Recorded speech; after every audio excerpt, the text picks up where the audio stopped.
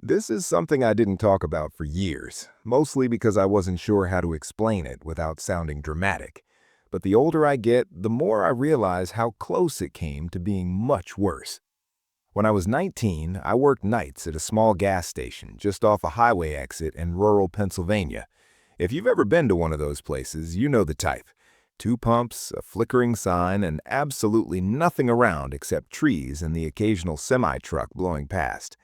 The nearest town was about 10 minutes away, and after midnight, business basically stopped. I worked alone most nights. The owner lived out of state and trusted me to lock up, count the register, and not burn the place down. From about 1 a.m. onward, I usually sat behind the counter watching videos on my phone, only getting up when someone needed gas. One night in early November, it was cold enough that the windows had fogged up. Around 2:30 a.m., a car pulled in. That alone wasn't unusual, but the way it parked was. Instead of pulling up to a pump, it stopped sideways near the edge of the lot, half hidden in shadow. I watched for a bit, expecting someone to get out. No one did. After a minute or two, the driver's door opened. A man stepped out and just stood there. He wasn't pumping gas, he wasn't on his phone, he was just standing, staring at the building. I told myself I was overthinking it. I grabbed a coffee cup and pretended to clean the counter while keeping an eye on him through the glass. Eventually, he walked toward the door.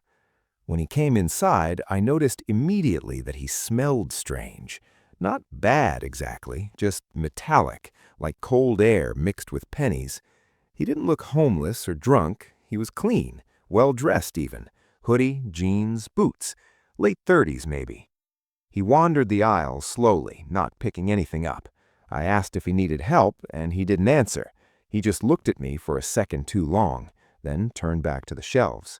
After a while, he brought a single bottle of water to the counter. As I rang it up, he leaned in close and asked, very calmly, "Do you ever get scared working here alone?" My stomach dropped. I laughed it off and said something like, "Not really." He nodded slowly, paid in cash, and didn't leave. He just stood there, water in hand, staring past me at the back room. Then he said, "Good, that makes things easier."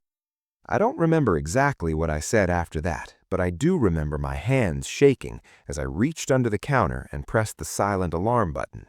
The owner had installed it after a robbery years earlier. The man noticed the movement. His eyes flicked down, then back up to my face. His expression changed instantly. The calm vanished.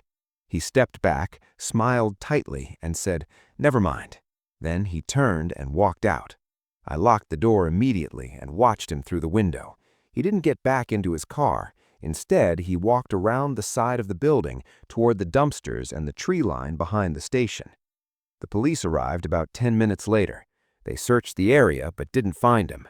What they did find, though, was a backpack hidden behind the dumpsters. Inside were duct tape, zip ties, and a hunting knife. I quit that job the next week.